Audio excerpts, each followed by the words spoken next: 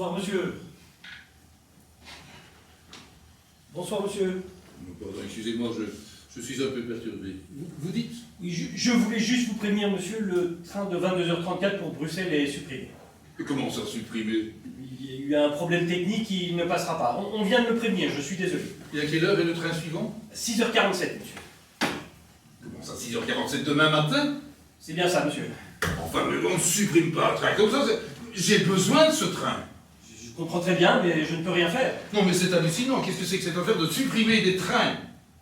On est en Belgique, monsieur. Je sais bien qu'on est en Belgique, mais ça n'est pas une excuse à tout. On ne prend pas les voyageurs en otage. Qu'est-ce que je vais faire, moi, maintenant? Il faudra revenir demain matin, malheureusement. Vous en avez de bonnes, vous.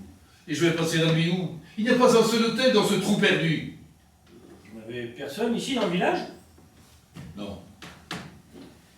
Enfin, je veux pas être indiscret, mais avec votre valise, je suppose que vous avez logé ou que vous avez un point d'attache dans le village.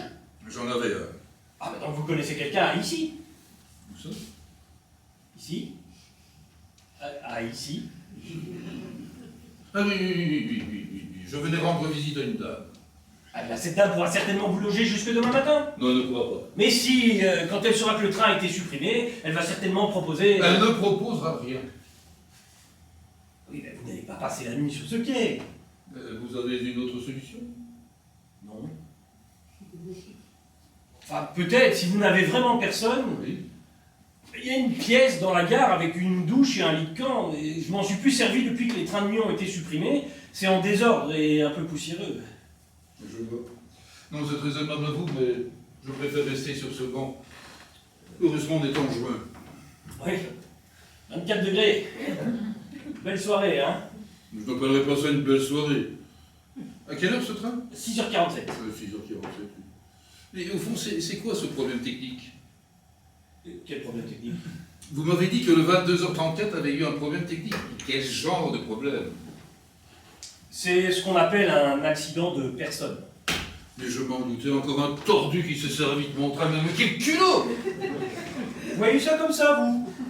Vous n'avez aucune compassion pour cette personne. Pour celui qui m'a volé mon train? Mais pas du tout, il est tranquille, lui, madame. Son affaire est faite. Tandis que moi, je suis condamné à passer la nuit sur un quai sinistre de gare en attendant d'en finir. Finir? Avec quoi? Avec tout. Non, avec rien. Vous n'avez quand même pas l'intention de... Non, je n'aurais pas dû parler comme ça.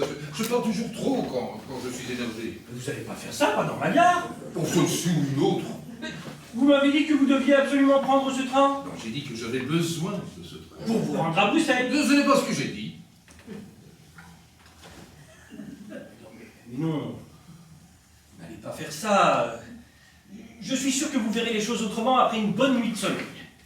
Est-ce que vous vous imaginez que je vais passer une bonne nuit de sommeil? Oui, bon, peut-être pas cette nuit, mais une fois que vous serez rentré chez vous et que vous aurez passé une bonne nuit... Chez moi? Quel chez moi? Je n'ai plus de chez moi. Excusez-moi, mais voir votre allure générale, vos vêtements, vous n'avez pas vraiment l'air d'un SDF, hein. Faut jamais se fier aux apparences, monsieur. Depuis 45 minutes exactement, je ne suis plus qu'un pauvre diable seul dans la vie. En tout cas, en ce moment, vous n'êtes pas tout seul, hein, je suis là. Vous voulez bien que je vous tienne compagnie? Oh, si ça vous chante. Mais n'espérez surtout pas me faire changer d'avis. Je n'espère rien, mais je peux parler, hein. On peut, oui, jusqu'à 6h47. Après, je serai mort. D'accord. D'abord, je vous offre un café. Non, ça, c'est pas prévu. Lait, sucre. Ah non, noir, bien noir, noir comme la vie, noir comme...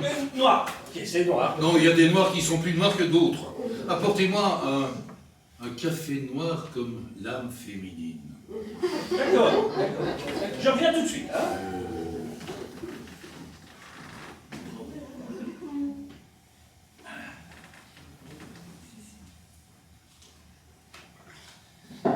Voilà. Hein? Merci. Allez-y, monsieur. Alors, je suis là. Racontez-moi tout, ça nous fera du bien. Qu'est-ce que vous voulez que je vous raconte? Ce qui vous met dans un état pareil. On ne sait jamais, je peux peut-être vous aider. Vous Ça m'étonnerait. Vous n'avez pas les bons arguments, certainement. Il ne faut jamais désespérer, monsieur. Je ne connais pas vos soucis, mais même si la vie n'est pas toujours facile, elle vaut toujours la peine d'être vécue. Pas tout seul. Pas tout seul. Je viens de me faire jeter par la femme de ma vie. Ah, Vous voyez? je ne vais pas vous servir le vieux dicton connu, une de perdue, 10 de retrouvée, ce serait... De mauvais coups. Ce serait inopportun. Mais tout n'est peut-être pas perdu, vous savez. Les femmes sont tellement changeantes. Monsieur est un connaisseur? Je ne dirais pas ça. Ni connaisseur, ni collectionneur. Je me définirais plutôt comme amateur. Éclairé. Passionné, en tout cas. Et je suis sûr, qu'après une bonne discussion, votre femme peut revenir sur sa décision. Ce n'est pas ma femme. Ok, vous n'êtes pas marié. Mais si, je suis marié, mais pas avec la femme de ma vie. Ah oui, le coup classique. Bah alors donc, vous n'êtes pas tout seul dans la vie, puisque vous avez toujours votre femme. Mais non! Elle m'a jeté, elle aussi. Ah, Vous voyez? il y a longtemps? Ce matin, quand je lui ai enfin annoncé que je la quittais. Ça fait 5 ans que j'hésitais de peur de la faire souffrir. C'est tout à votre honneur. Oh, l'honneur, ça va un moment, hein, mais là c'était trop, j'en pouvais plus. Attendez, mais si je vous suis bien, c'est vous qui l'avez jeté, comme vous dites. Oui, dans un premier temps. Mais quand je lui ai dit ça... Elle l'a mal pris. Oh non, elle l'a bien pris, au contraire. Elle m'a même remercié, elle m'a dit que je la soulageais d'un énorme poids. Elle m'a remercié, vous vous rendez compte? Oh, quelle chance! Oh, bah, vous pouvez, vous? Oh, bien entendu! Au moins, vous ne devez pas vous sentir coupable! Mais qu'est-ce qui vous dit que je me serais senti coupable? Mais où allons-nous? Non, si j'avais su ça, je me serais décidé beaucoup plus tôt. À la quitter? Mais non, elle a trompé en tout cas. Voilà, 7 ans qu'elle me trompe, vous vous rendez compte? 7 ans! 7 ans qu'elle loue un studio. Un studio? Oui, oui, un studio en ville. Ce que mon père et mon grand-père appelaient pudiquement un pied-à-terre. Parce que eux aussi... Ben, évidemment, c'était des hommes. Mais si les femmes s'y mettent aussi, où allons-nous? Voilà, 7 ans qu'elle voit ce gars-là une fois par semaine dans son studio. Et presque sous mon nez, son studio est à 2 rues de notre domicile. Non, mais quel manque d'élégance.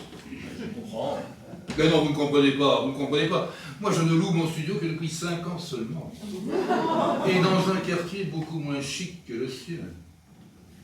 Oui, donc là, elle vous a battu sur votre propre terrain. Je vois pas pourquoi elle devrait se comporter avec élégance, puisque vous la trompez aussi. Mais parce que c'est une femme. C'est-à-dire un être doté tout naturellement d'une certaine élégance morale. Je vois, et cette élégance serait naturellement absente chez le mâle commun. Ben, évidemment, regardez-vous. Regardez-moi, nous ne sommes jamais que des hommes. C'est-à-dire que nous subissons en permanence des pulsions dévastatrices qui nous font vivre un enfer. Pulsion auquel les femmes ne seraient pas soumises. C'est ce que je pensais jusqu'à présent, mais quand j'ai vu avec quel enthousiasme elle m'a annoncé qu'elle allait enfin pouvoir vivre avec son amant, oh, je suis déçu. Mais profondément déçu. Vous l'aimez encore? Mais pas du tout. Mais ça m'a quand même fait un coup d'apprendre qu'elle ne m'aimait plus. Et depuis plus longtemps que moi. Je résume, jusqu'ici, vous vous complaisiez dans cette situation, somme toute assez banale. Hein. Une femme à la maison, pour le côté pratique. Une à l'extérieur, pour le plaisir. Banale, mais confortable. Sauf qu'ici, vous vous retrouvez dans la position de l'arroseur arrosé, et c'est votre ego qui en prend un coup. Dites-moi, vous êtes chef de gare ou vous êtes psychanalyste? Mon ego n'a rien à voir là-dedans, vous ne comprenez pas du tout mon problème. Je suis indésirable chez l'une comme chez l'autre. Je n'ai plus personne où aller. Plus personne ne veut de moi. C'est tout ce que vous avez comme bagage. C'est peu pour changer de vie, hein. Je devais seulement passer la nuit ici, chez la dame d'ici. Demain, nous devions prendre le train pour Bruxelles. J'avais mis du champagne au frigo, j'avais réservé un magnifique restaurant et j'avais prévu un très beau cadeau. Et puis le lendemain, je devais l'emmener à Venise. Je voulais marquer d'une pierre blanche le départ de notre nouvelle vie à deux, et puis voilà, patatras, tout ça pour ça. Excusez-moi, mais quelque chose m'échappe. Elle aurait dû être heureuse que vous quittiez enfin votre femme, et vous dites qu'elle vous a jeté aussi. Alors pourquoi? À votre avis? Elle en a eu assez d'attendre. Oh, il a peut-être eu ça, oui, c'est vrai. Mais c'est surtout quand elle a appris par hasard l'existence de l'autre. Ouais, votre femme. Ben non, ça, elle le savait depuis longtemps. Encore une autre? Oui, mais qui n'avait aucune importance, là aussi j'allais rompre. Mais là aussi j'ai hésité trop longtemps avant de me décider. Ah, dites donc! Vous aviez plusieurs maîtresses? Jamais plus de 2 en général. J'en ai eu 3 parfois, mais j'étais beaucoup plus jeune. Mais je n'en ai jamais aimé qu'une seule. Laquelle? Mais celle qui habite ici, dans ce trou perdu. Les autres, c'était purement sanitaire. Sanitaire. J'adore votre vocabulaire. Sexuel, si vous préférez. Oh, je vous préfère rien du tout, hein. Vous seriez pas un peu macho par hasard? Macho? Moi? Je suis un homme tout à fait normal. Bah oui, bah moi aussi. Mais pas de la même espèce apparemment. C'est ça, vous allez me faire un cours de morale peut-être. Non, rassurez-vous. D'ailleurs, quelque part, je vous envie. Hein. Moi, je suis toujours célibataire. J'ai ni femme ni maîtresse. Oh, quelle drôle d'idée. N'est-ce pas? Voilà, bon, c'est pas... Les femmes, à mon avis, c'est comme l'argent. Certains en manquent cruellement et d'autres en ont à ne plus savoir qu'en faire. Oh, moi, Et c'est comme pour l'argent, hein, c'est pas ceux qui le méritent qui en ont le plus. Je dis pas ça pour vous, mais voilà, le fait est que moi, j'arrive pas à garder une femme auprès de moi. Bizarre ça. Et qu'est-ce qui les fait fuir comme ça? J'arrive bien à en inviter une de temps en temps au restaurant, hein, même à en ramener une chez moi. Et au bout de quelques semaines, voire de quelques mois, elle se lasse. À mon avis, ce qui les fait fuir, c'est la monotonie de ma vie. Une vie de chef de gare ici en tirage, ça n'a rien de très excitant. La vôtre doit être bien plus intéressante. Oh, méfiez-vous des apparences, je vous l'ai déjà dit. Mais si j'ai bien compris, vous vivez seul. Ouais. Avec Platon. C'est mon chat. Méfiez-vous des philosophes si vous ne voulez pas devenir dépressif. Mais vous avez bien des hobbies, qu'est-ce que vous faites dans la vie pour vous distraire? Je lis beaucoup. Oh, vous lisez. Oui, c'est intéressant, c'est bien. Vous lisez quoi? Là, je viens de terminer le Gai Savoir. Nietzsche. C'est par ça qu'il va vous changer les idées, hein. Quoi d'autre? J'ai lu tout Proust. Mais vous avez tout ce qu'il faut pour nous faire une bonne dépression, mais lisez quelque chose d'autre, lisez quelque chose de gai, quelque chose de jeune, lisez, je ne sais pas, moi, lisez les auteurs féminines. Oh, moi c'est bien simple, je ne dis plus qu'elles. Les auteurs féminines, je ne dis plus qu'elles. Elles sont plus... Oui, je vous vois venir. Plus bandantes, c'est ça? Ben non, elles sont plus fines, plus intuitives. Bah alors conseillez-moi, c'est quoi le dernier livre qui vous a plu? Cher connard. Pardon? Cher connard, le dernier Virginie Despentes. J'ai jamais rien lu d'elle. C'est une féministe engagée, non? C'est surtout une féministe enragée. Mais cette femme me plaît. Et c'est elle que vous trouvez fine et intuitive? Non, alors déjà, rien que le titre, qui s'adresse sans doute à l'ensemble de la gente masculine. Bon, ça s'adresse surtout à un spécimen bien particulier. Mais c'est vrai qu'elle désigne joyeusement tous les individus des deux sexes avec une lucidité. Oh, une lucidité qui me bouleverse. Non, non, non. Elle est aussi impitoyable avec ses consoeurs féministes qu'avec les hommes. Voilà une femme qui en a, mon Dieu. Oui, enfin, c'est pas spécialement ce que je recherche chez une femme. Hein.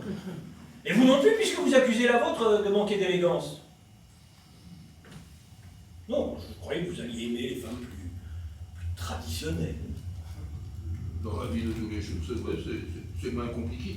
Et comme auteur, j'aime la façon dont elle bascule nos certitudes de mal. Sa façon de mettre notre nez dans nos faiblesses. Les qualificatifs exotiques dont elle nous affuble. J'aime ce regard qui nous pénètre jusqu'au tréfonds de l'âme. Vous êtes plus macho, là, vous êtes carrément maso. Pourquoi? Parce que je vous dis que les femmes nous sont infiniment supérieures. Oh, j'ai toujours pensé. Et c'est d'ailleurs pour ça que je les respecte. Infiniment. Vous les respectez en les trompant. Je ne suis qu'un homme, mon Dieu. Donc un être faible par définition. Mais j'assume cette faiblesse. Et si j'ai toujours menti aux femmes de ma vie, c'est parce que je les respectais trop pour les faire souffrir. C'est une façon de voir les choses. Hein. Vous en avez une autre, vous, de façon de voir les choses? Vous êtes bien passé pour me faire la leçon.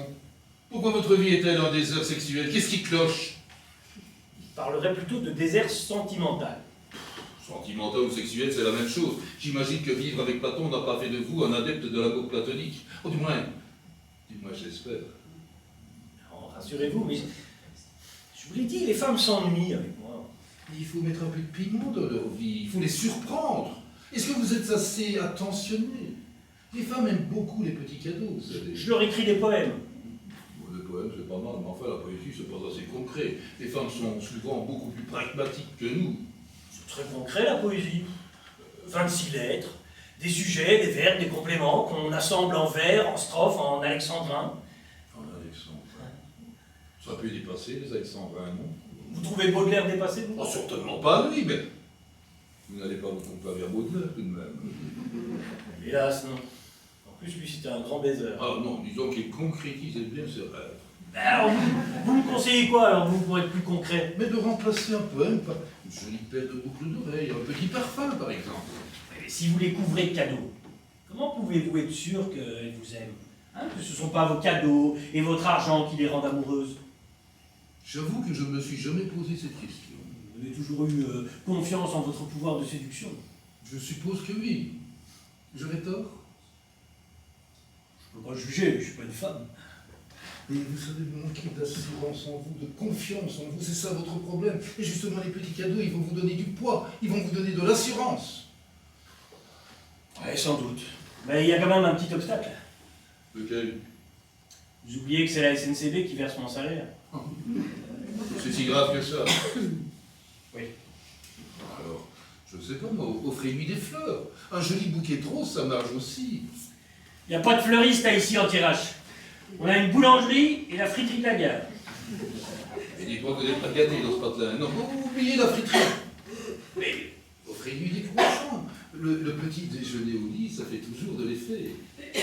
Ouais, mais à l'heure du petit déjeuner, moi je suis ici sur le quai, sauf le dimanche. Alors pas de petits câlins le matin au réveil. Pas de petits câlins, sauf le dimanche. Ah, c'est vrai que votre vie manque un peu d'intérêt, mon Dieu. N'est-ce pas? Et si je reste ici, en fait, c'est parce qu'il ne passe que 4 trains par jour. Toutes les petites gares de village ont été supprimées, sauf celle-ci. C'est sans doute un oubli de la SNCB, mais moi ça m'arrange, parce qu'elle me sert de mécène en quelque sorte. Entre 2 passages de train, j'ai tout le temps nécessaire pour écrire. Une gare, c'est pas nécessairement l'endroit le plus inspirant qui soit. Vous vous trompez. Vous avez jamais reniflé une gare? Renifler? Oui, renifler, humer, respirer, sentir son âme. Sentir son âme? Son âme, son atmosphère, sa mémoire. Vous avez déjà pensé à tout ce qui se passe ou s'est passé sur un quai de gare? Tous ces adieux murmurés, parfois mimés d'un simple mouvement des lèvres? Tous ces baisers soufflés qui restent en suspension dans l'air? Tous ces doigts qui se dénouent tout en cherchant à s'agripper encore?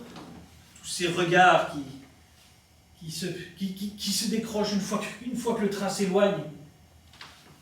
Combien de promesses, de larmes, de retrouvailles, de premières rencontres, de déchirements, d'émerveillements sur ce quai. Il est le témoin de milliers de battements de cœur secrets. Parfois, je sens qu'il me retient alors que j'ai fini mon service. C'est qu'il a encore des histoires à me raconter. Vous n'allez pas me dire que vous passez vos nuits ici? Ça m'arrive.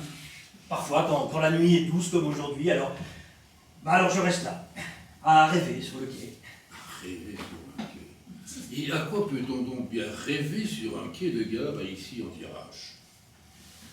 À la femme de ma vie. Ah, mais elle existe alors. Oh, sans doute. Mais si elle existe, c'est à Tahiti.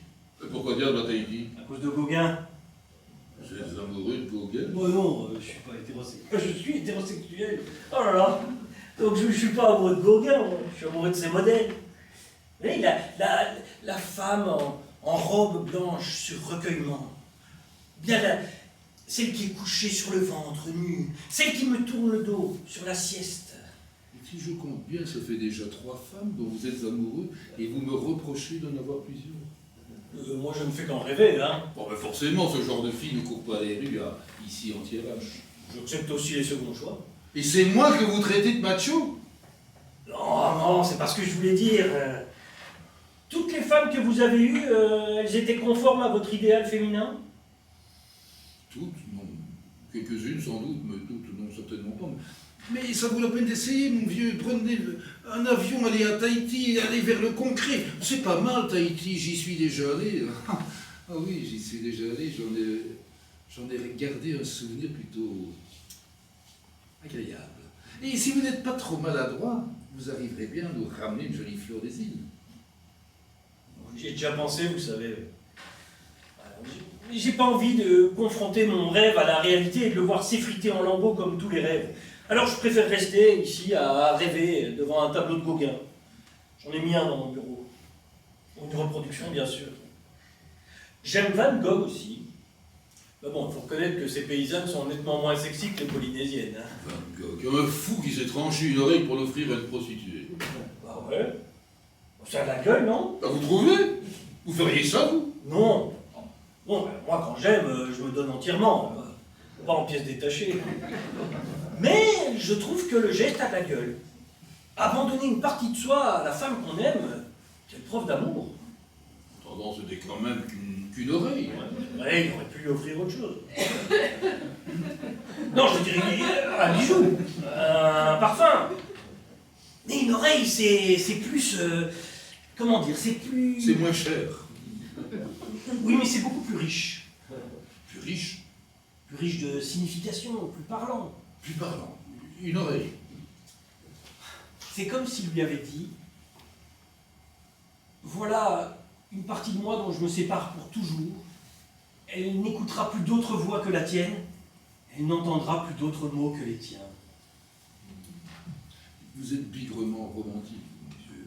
Ça se voit comme ça? Oh, ça crève les yeux. Ne vous tracassez pas, j'en ai connu de pire que vous. Ça se soigne, vous savez. Qu'est-ce qui leur est arrivé? Aux autres, oh, bah, une femme a fini par les guérir. Ah, ça vous arrivera un jour, vous verrez. Ouais, j'espère. Ce jour-là, je rêverai un peu moins, mais je serai moins seul. Eh bien, si ce jour arrive, je vous inviterai à boire la bouteille de Château Margaux que je garde dans mon bureau. Faudra vous dépêcher, mon vieux, parce qu'à 6h47, je serai mort. Arrêtez avec ça. Et pourquoi voulez-vous que j'arrête? Vous espériez peut-être me faire changer d'avis en me racontant votre vie? Non. Oui. J'espérais. Eh bien, c'est raté. Mais allez, vous venez de me dire que vous me trouvez sympathique, alors ne me faites pas ça. Vous vous rendez compte du tort que vous allez me faire?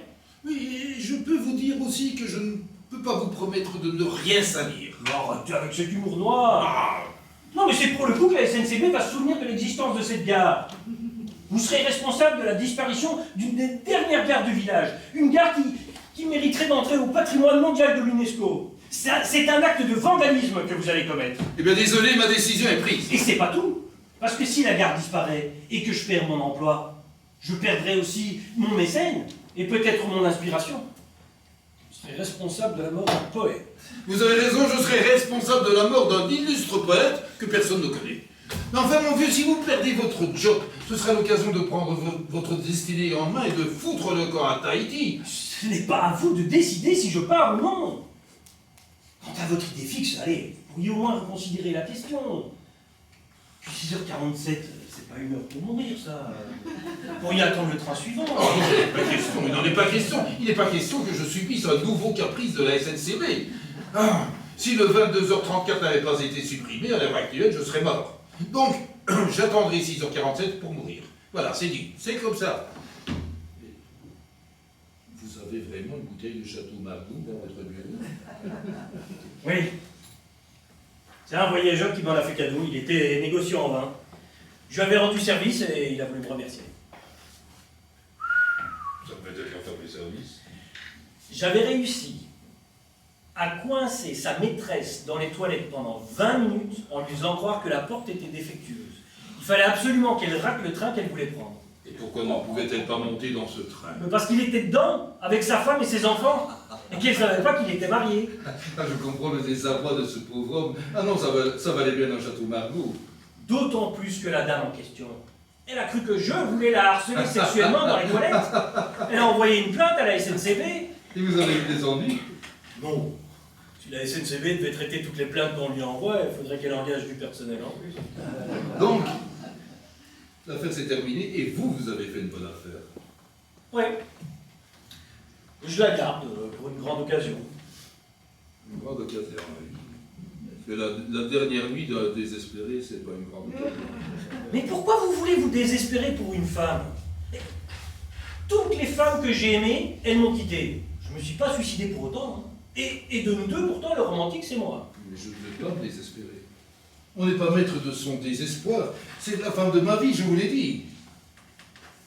Je n'aimerai jamais plus. Vous avez bien aimé d'autres femmes dans votre vie, non? Oui, quelques-unes, effectivement, mais... Allez savoir si elle m'aimait. Vous dites quoi dans la vie? Ah. J'étais responsable d'une société d'import-export. J'ai beaucoup voyagé. Ça aide, évidemment. Non, ça aide surtout pour les coups d'un soir.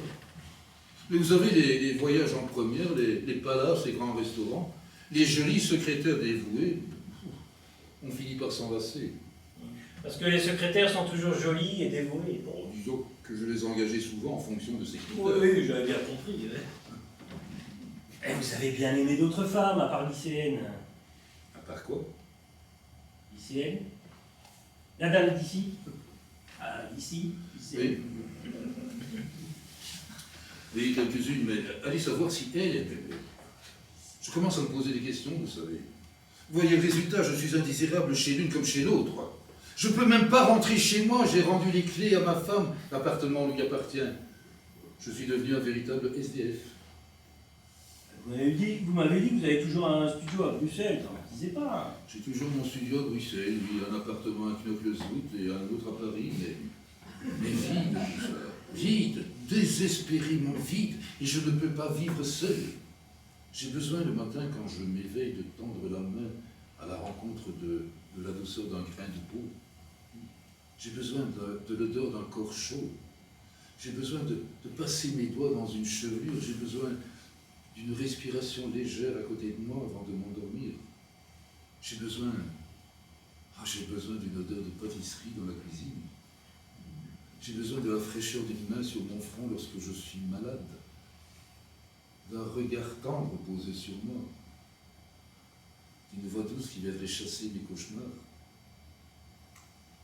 Au fond, derrière votre côté macho, vous êtes fragile comme un enfant qui a besoin d'être cajolé et rassuré. Évidemment, mais je ne suis pas macho. C'est vous qui dites que je suis macho. Oh, vous m'avez desséché le gosier à force de me faire pareil. Vous voulez que j'aille chercher une bière? Je n'ai pas droit à une dernière volonté. C'est la tradition chez les condamnés à mort.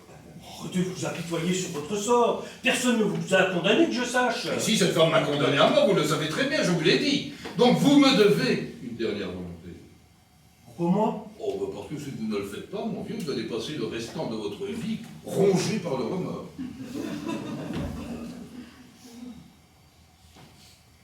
Et cette dernière volonté, c'est? Bah, la bouteille de Château Marmont. Je vous fais grâce du cigare. Le verre du condamné me suffira. D'accord. Mais vous arrêtez avec cet humour noir, sinon je ne vais pas chercher la bouteille. Hein. C'est pas d'humour, mais je vais l'arrêter, d'accord, je vais l'arrêter. Je ne changerai pas d'avis, je ne changerai pas d'avis.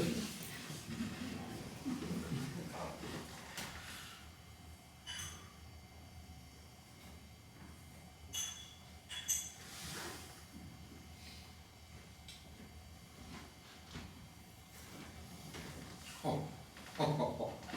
Allez.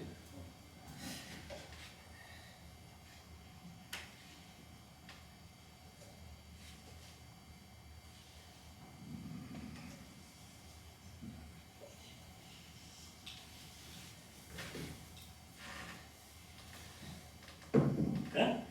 Ah, il s'est pas foutu de vous.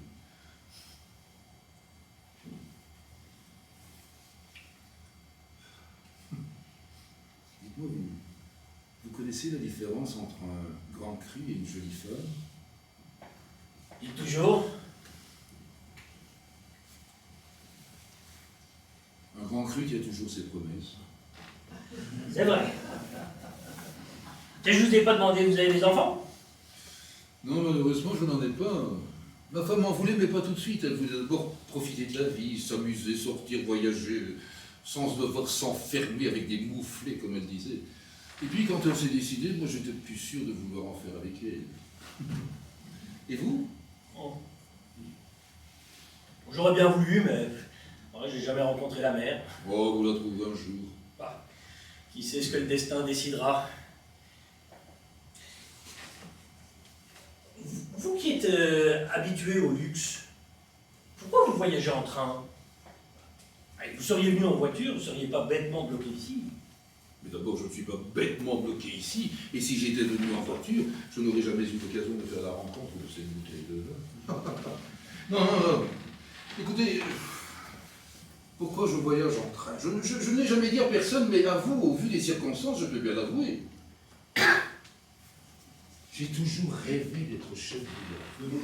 Ah oui, quand j'étais gamin, à chaque fête de Noël, je recevais un képi et un sifflet.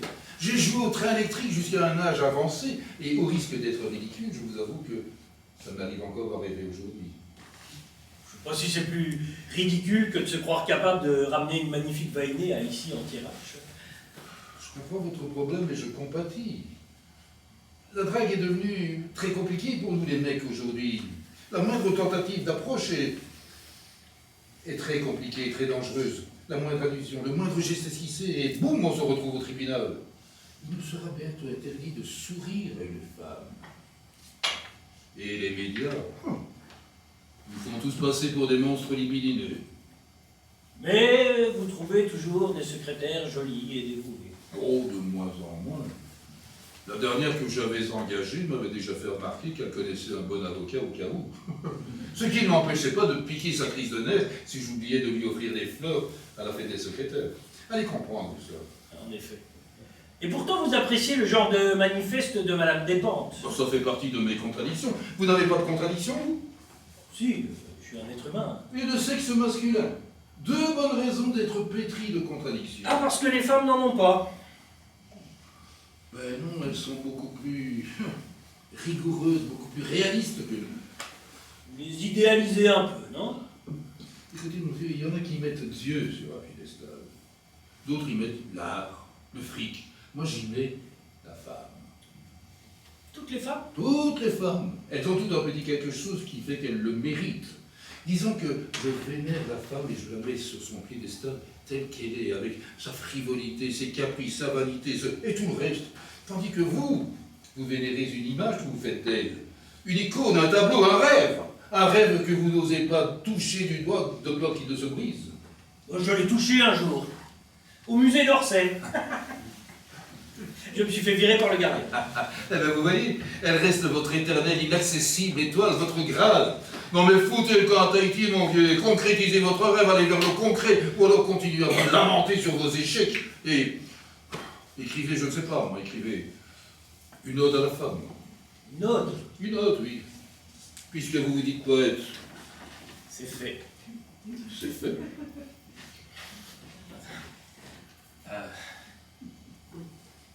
Ode à la femme, mais à laquelle? À la fille du Père Noël ou à une longue dame brune qui semblait venir de la lune? À la môme avec sa robe noire? À Georges qui fumait le cigare? À Mathilde, qu'on n'attend pas vu qu'il y a plus de tram 33? Aux belles dames du temps jadis? À Cléopâtre? À Némésis? À la mignonne qui est allée voir si la rose s'est fanée? Une ode, ou même une odelette, à celle qui perdit la tête en la posant sur le bio et le regretta aussitôt. Et puis une mention spéciale à toutes les petites femmes de Pigalle, ces dames de grande vertu qui consolent tous les cocus. Et il ne faudrait pas oublier, bien sûr, la femme du boulanger, ni celle qui se cache sous une peau d'âne ou une peau de vache. À Juliette, qu'on ne réveille pas, à Juliette, qu'on ne réveille plus, à Mathilde, qui est revenue, à Frida, et puis il y a Frida qui n'en peut plus de ces gens-là. Qu'elle soit princesse, ou bien passante, qu'elle soit mère, ou bien amante, ou bien les deux à la fois, on n'a que l'embarras du choix. C'est donc une ode bien sentie à toutes celles qui donnent la vie, sans oublier, on est d'accord, la femme d'Hector. mais alors là, Touché par l'amour, tout homme devient poète. Ça, c'est pas de moi, ça, c'est de Platon. votre chat? Non. Lui, quand il est touché par l'amour, il se contente de grimper dessus. Oh, il est beaucoup plus dans le concret que vous. Hein. Mais vous n'êtes pas touché par l'amour, puisque vous n'êtes pas amoureux pour l'instant. Si. Je suis amoureux de toutes les femmes que je n'ai pas eues. Ça nous fait un point commun, enfin un point commun. Enfin non, pas tout à fait. Presque, mais pas tout à fait, non. Moi, je suis touché par toutes les femmes que je n'ai pas encore eues. Vous voyez, je suis un éternel optimiste. Un optimiste qui veut se jeter sous le train. Bon, vous faites bien de me rappeler ce détail, j'avais complètement oublié ce que je faisais ici. Non, mais désolé, c'est pas ce que je voulais dire. Vous ne vous tracassez pas pour moi, ne vous tracassez pas. Ce n'est jamais qu'un mauvais moment à passer. Vous croyez? Bah, bien sûr, j'en suis certain. On dit aussi que naître a été un mauvais moment à passer. Vous vous en souvenez? Moi, pas du tout. Je ne pense pas que notre naissance ait été douloureuse. Au contraire, vous imaginez, nous sommes nés entre les cuisses d'une femme. Et nous vivons toute notre vie en essayant de revivre cet instant magique. C'est un point de vue. Oh, c'est un joli point de vue. Et Courbet devait sans doute penser la même chose lorsqu'il a peint son origine du monde. Ça lui a quand même valu quelques ennuis, hein? C'est vrai, mais... Au fond, vous êtes un romantique comme moi, hein, mais d'une autre sorte. Peut-être. C'est vrai que je n'ai jamais été fidèle, mais je ne regrette rien. Par contre, je me sens vieillir. Vieillir, et je n'ai pas envie de vieillir tout seul. Vous avez raison, je suis un cœur sensible qui a besoin d'une présence féminine pour m'endormir le soir. J'ai pas dit un cœur sensible. J'ai dit que vous étiez fragile comme un enfant. Mais sensible, fragile, c'est la même chose. Sans elle, je suis perdu. Sur laquelle? Bon, sans l'une, sans l'autre. Alors vous aurez vite fait d'en retrouver une autre, hein. Vous venez de vous définir comme un éternel optimiste. Un optimiste qui assume ses contradictions. Et vous feriez bien d'assumer les vôtres.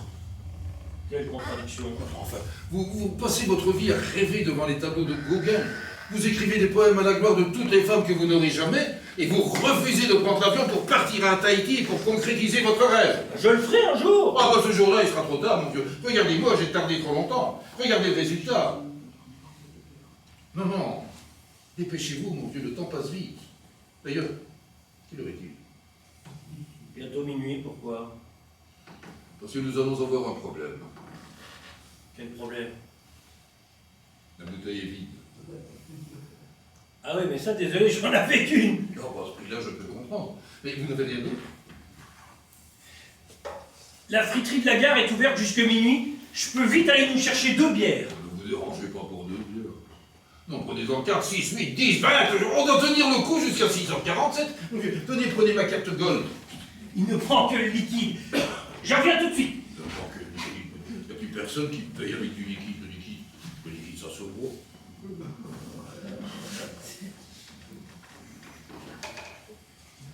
n'y a plus rien.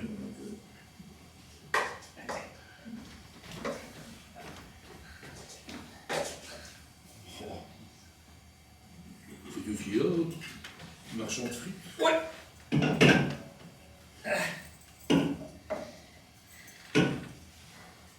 Je lève ma canette. Oh, tout ça, pas du château Mardeau, quelle horreur. Enfin, je lève quand même ma canette à la santé du patron de la bien nommée friterie de la gare.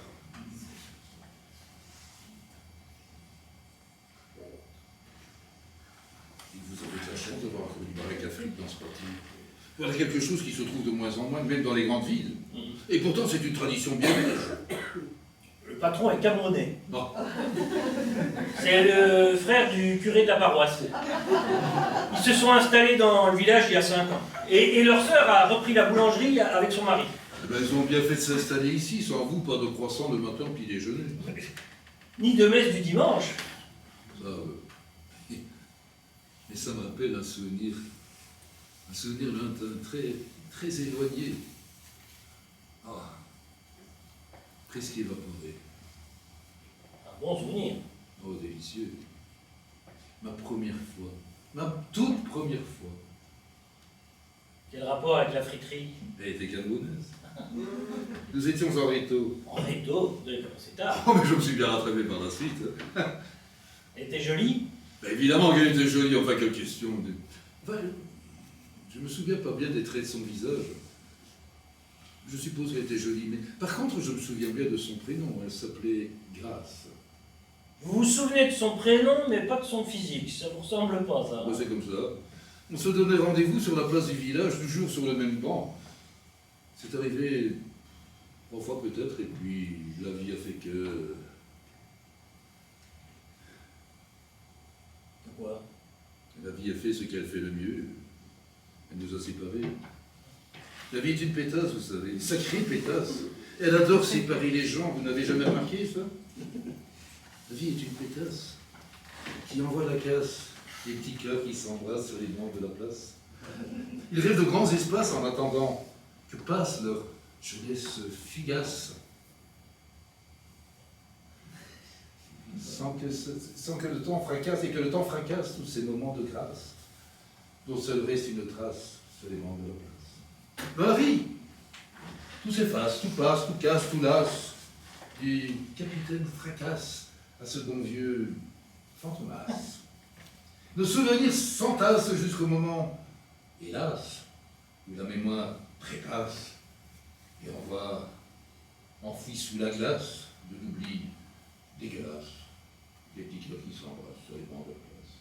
Oh, désolé, ma petite grâce, si mon cerveau modasse ne garde pas ta trace. Pas ta trace.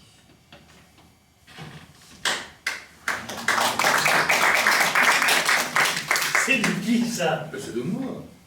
Vous n'avez quand même pas la prétention de vous croire le seul poète à la SNCB. Faut croire que la poésie se cache souvent là où on ne l'attend pas. Faut fêter ça, alors, mon vieux, puisque c'est un nouveau point commun. Deuxième point commun.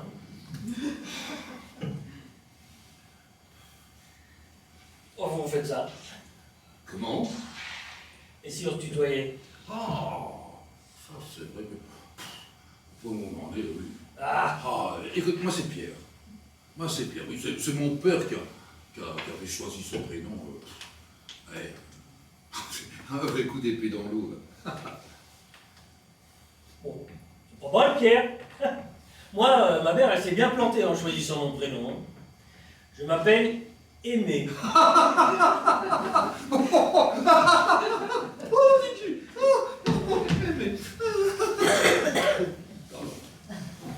Non, mais à ton tour de me raconter ta première fois, ta toute première fois, comment s'appelait-elle? Ma toute première fois ou ma vraie première fois? Quelle différence? Ma toute première fois s'appelait Julien. Mais bon, voilà, je me cherchais encore. C'était une erreur d'aiguillage. Hein. Et après, j'ai rapidement trouvé ma voie. Ma vraie première fois s'appelait Lise. C'était la veille de mon 15e anniversaire. Oh, chapeau! Tu avais quelques longueurs d'avance sur moi. Ça s'est bien calmé ensuite. Allez, raconte. Ouais, c'était la fille du prof de lettres. C'est pour elle que j'ai écrit mes premiers poèmes. Et ça a duré longtemps? Non. Le curé nous a surpris dans l'église. Il est allé tout raconter à son père. Parce que vous faisiez ça dans l'église? D'abord dans le confessionnal. Mais bon, on était un peu à l'étroit. Alors ensuite dans la sacristie. Et ben, voilà, c'est là qu'il nous a surpris. Et il vous a dénoncé. Quel monde d'humanité. Remarque, c'est un peu normal pour un curé. Tu trouves ça normal? Mais oui, imagine un peu la torture que ça doit être pour ces gars-là de voir les autres faire ce qu'on leur interdit de faire à eux. Ah mais lui, il s'interdisait rien du tout. En fait, on a compris qu'on était sur son terrain de chasse. C'est là qu'il recevait une de ses paroissiennes en confession. Parce que dans le confessionnal, Ils étaient un peu à l'étroit. Oh, quel manque de solidarité de dénoncer aussi. Oh, ben je suis bien content d'avoir fait ta rencontre, Pierre. J'ai pas l'habitude de boire, hein. Pas autant. Ben moi, je te remercie pour cette charmante soirée, mon petit aimé, cette charmante soirée. Mais il y a longtemps que je n'avais pas bu une aussi bonne bouteille et je m'en souviendrai longtemps, longtemps. Enfin, au moins jusqu'à 6h40.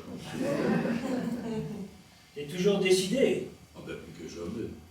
J'ai pas du tout envie de me retrouver tout seul avec mes angoisses dans mon lit vide, sans aucune respiration à côté de moi, pas même celle d'un chat philosophique qui viendrait ronronner sur la couette et que je pourrais caresser avant de m'endormir. Je te propose pas de te prêter Platon, il supporterait pas la vie.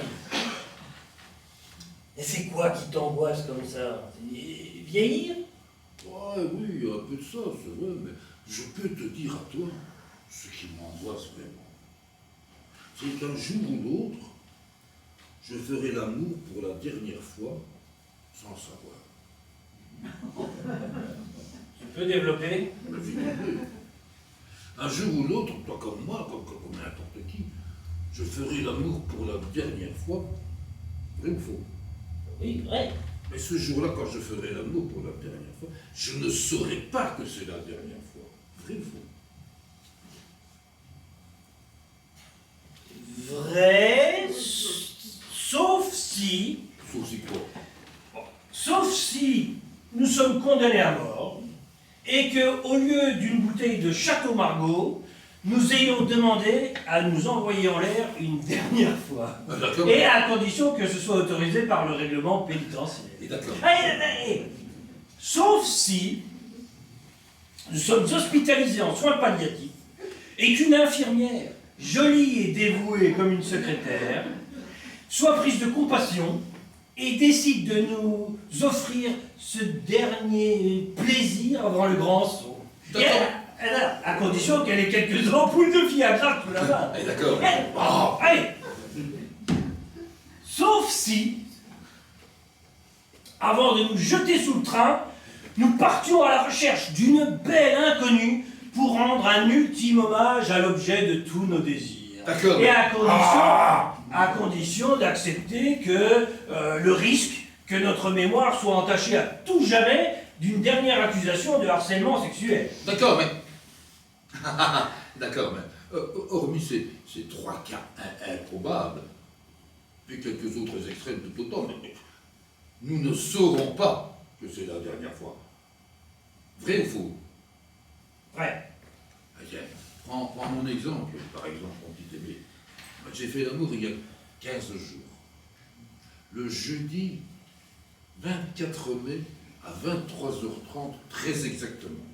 Je sais maintenant que c'est la dernière fois, puisque demain, non pas demain, tout à l'heure, à 6h47, je serai mort. Mais le jeudi 24 mai à 23h30, je ne le savais pas que ce serait la dernière fois. Eh bien, la solution est simple. Il suffit que tu ne meurs pas demain, et le jeudi 24 mai ne sera pas... À 23h30. Le jeudi 24 mai à... Ouais. Parce que c'était pas la seule fois ces jours-là. Le jeudi 24 mai à 23h30, donc, ne sera pas ta dernière fois. Mais du coup, ma dernière fois sera de nouveau devant moi. Et c'est ça qui m'angoisse, tu vois.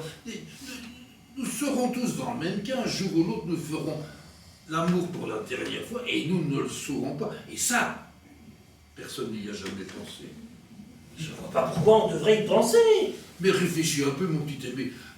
Quand tu apprends le décès de quelqu'un, un voisin, une connaissance, enfin quelqu'un, tu penses à quoi tout de suite? Eh ben, tu penses à toi, tu penses tout de suite à la dernière fois que tu l'as vu. Et tu te dis, mince alors, si j'avais su que c'était la dernière fois, j'aurais fait ça, j'aurais dit ceci. Hein? D'accord. Eh bien, c'est la même chose avec l'amour, tu vois. Et ça m'angoisse. Ça m'angoisse et ça m'épuise. Ça t'épuise. Mais oui, ça m'épuise. Parce qu'à chaque fois, je fais l'amour comme si c'était la dernière fois, tu vois. Je crois que je vois.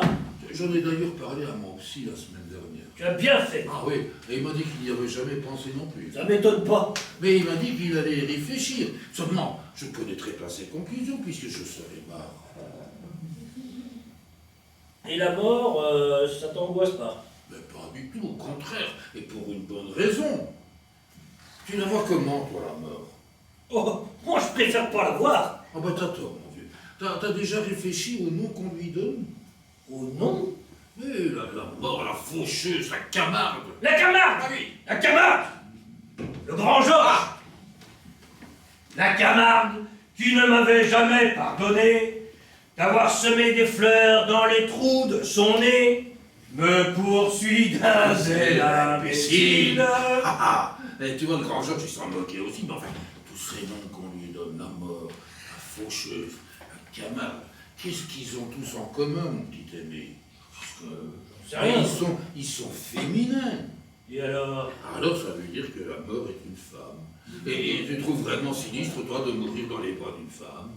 Ça dépend de la femme. Ouais, que moi, ça dépend de la femme. Eh bien, moi, cette femme, je la vois blonde et très sensuelle.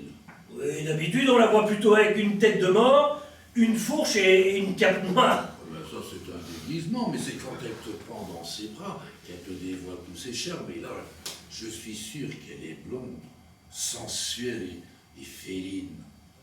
J'aime pas les blondes, moi j'aime que les brunes. On dira que la mienne sera blonde et que la tienne sera brune. La mienne de quoi? Mais de mort, bordel! Oh, t'es sinistre, mon petit Pierre. Parce que tu trouves sinistre, toi, de mourir dans les bras d'une femme, tu trouves vraiment que c'est un mauvais moment à passer? Et ça dépend. Si c'est dans un tableau de Gauguin, alors je veux bien, avec plaisir. Ben, tu vois, c'est tout pareil pour moi. Ah non, toi, c'est sous un train. Parce que je suis amoureux des machines depuis toujours. Et moi, les locomotives blondes, j'ai pas ça en stock. Hein. J'accepte aussi les seconds choix. C'est bizarre, j'ai un coup de pompe tout d'un coup. Oh, la vie, c'est une pétasse. T'as raison, hein, mon petit Pierre, hein, une sacrée pétasse. Je peux profiter de ton épaule. Profite, mais je t'assure que ça va pas durer longtemps parce qu'à 6h... 47. de poussière, je ne sais plus, je serai mort, mais je peux te dire que je ne t'oublierai jamais, jamais, ni toi, ni ton château Margaux, parce que ça, c'était pas... Oh, c'était pas... C'était pas de l'eau ferrugineuse.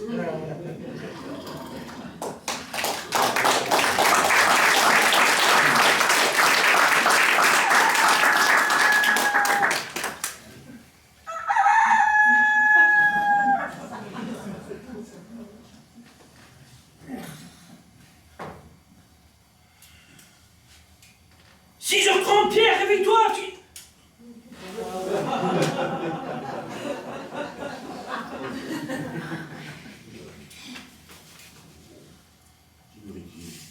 Je sais pas. 6h30, mais réveille-toi, on a tout juste le temps.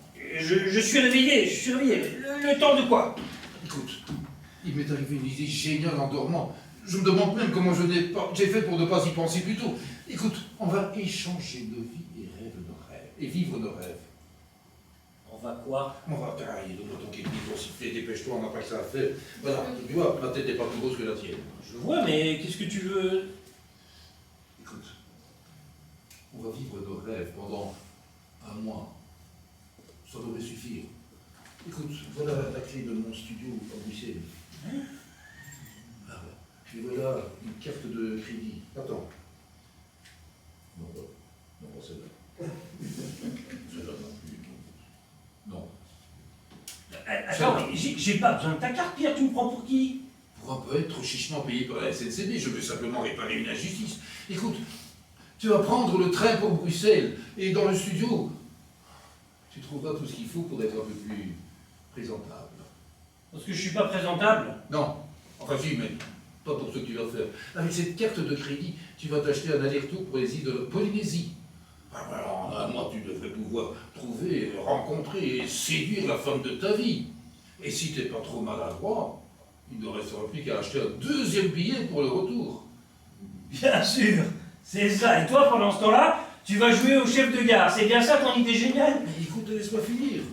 En reprenant avec ta belle, tu vas repasser par le studio. Dans le frigo, il y a toujours du Moët Chandon. Au coin de la rue, il y a un restaurant sublime. Le patron est un ami, tu lui dis que tu viens de ma part, tu verras, tu ne regretteras pas. Et pour parachever ton travail de séduction, tu trouveras du concret dans la table de chevet. Préservatif. Mais ça, c'est dans le tiroir d'en bas, mais dans le tiroir du dessus, il y a un bracelet.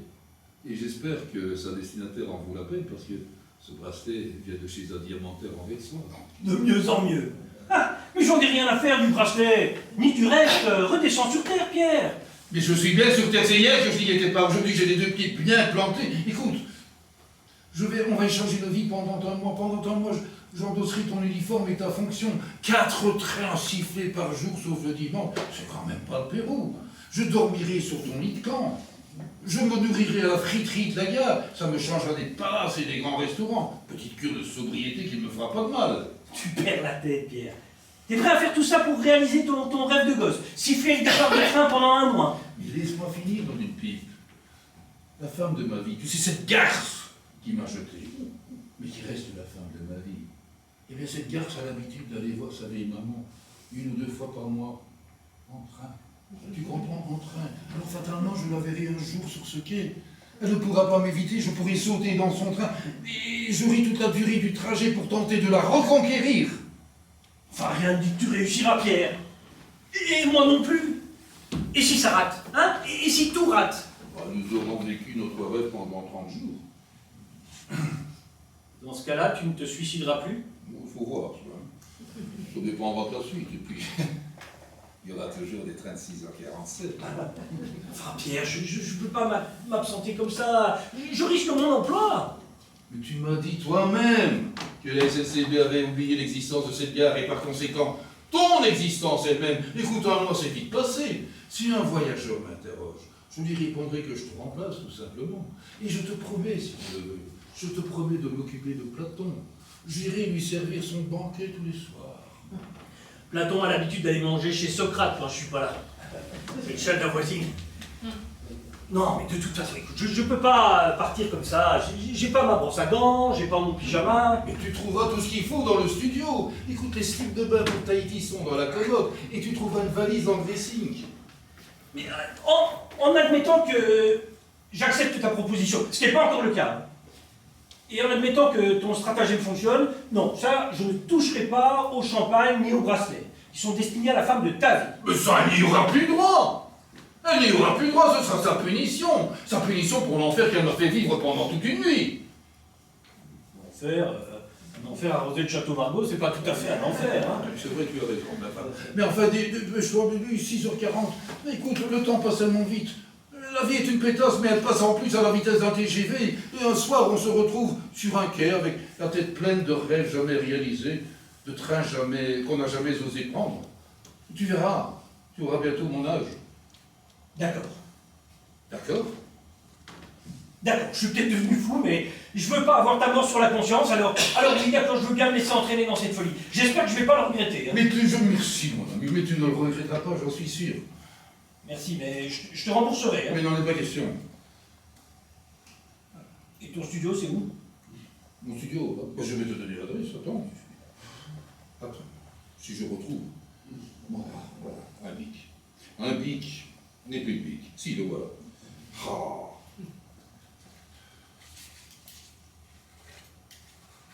Voilà. Il y a un poème écrit de l'autre côté. Mais c'est pas grave, c'est un poème que j'avais écrit pour ma femme, ça n'a aucune importance. Quelle heure est-il? Le train ne va plus tarder. Tiens, tu n'oublieras pas de siffler le départ, hein, Pierre? Attends, pas que dans le mélange. Oh. Voilà. Tu n'oublieras pas de siffler le départ. Tu dérives. Depuis le temps que j'attends ça. Non, écoute, avant qu'on se quitte, il faut que je te dise quelque chose. Parce que cette nuit, il s'est passé une vraie première fois. Pour la première fois dans ma vie, j'ai rencontré un véritable ami. Tu n'avais pas d'amis, Pierre? J'en avais plein, mais de relations d'affaires. Et dans ce monde-là, les amis attendent avec impatience que tu fasses un faux pas. Ils te serrent dans leurs bras en te faisant un croche-pied. Non, des vrais amis, je n'ai pas eu le temps. Des vrais amis pour qui tu débouches ta meilleure bouteille de vin et que tu peux la boire avec un inconnu sur un quai de gare. De ceux à qui tu peux raconter ta première et dernière fois sans être ridicule. De ceux à qui tu peux affirmer que la mort est blonde, sensuelle et féline et qui continuent à t'écouter avec bienveillance. Non, de ces habits-là, je n'en avais pas jusqu'à cette nuit. Ah, tu vois, Pierre, la vie, c'est peut-être une pétasse qui aime séparer les gens, mais parfois, elle convoque le hasard qui aime les rencontres. Cette nuit, le hasard nous attendait là, sur ce quai, à ici, en Thiérache, pour nous souffler à l'oreille une aventure excitante. 6h47 va arriver. Tu as le sifflet, hein? Et, écoute, si tu restes à Tahiti, préviens-moi, j'arrangerai le coup avec la SNCB. Je reviendrai. Et donne-moi quand même ton numéro. Oui, ben voilà. C'était Qui ça? la femme de ma vie. Qu'est-ce qu'elle me veut encore, cette garce? Mais décroche, réponds. Allô? Oui. Ben oui, le train d'hier soir a été supprimé, oui. Oui, ben j'attends.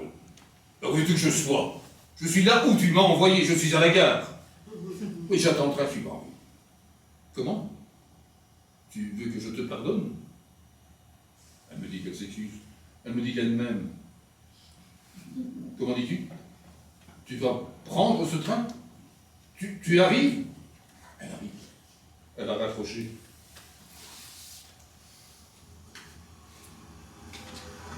Non, c'est pour toi que tu as raison. Tu as raison, ce n'est pas moi qu'elle aime. Elle vient de réaliser tout ce qu'elle allait perdre. Non, c'est toi qui dois partir pour les îles. Moi, je vais rester sur ce quai. Et on verra bien si elle m'aime encore en chef de gare. Mais Pierre, c'est la femme de ta vie. Tu me l'as assez répété, alors ne prends pas le risque de la perdre pour de bon. Je t'interdis de jouer cette chance, de rater ton bonheur. Non, allez, vas-y. Mais tu partiras.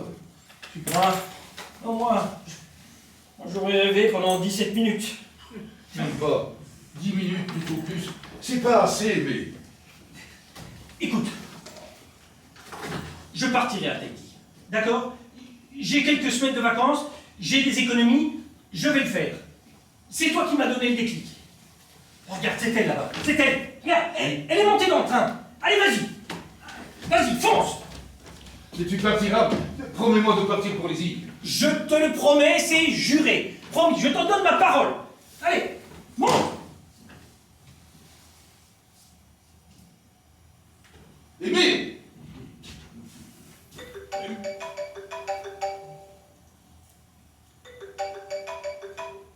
Allô? Oui, je sais que tu es monté dans le train, je t'ai vu. Oui, mais je sais, j'arrive. Juste un mot encore à dire au chef de gare. Comment? Il n'y a pas de chef de gare ici en Thiérache? Il n'y en a plus depuis des années?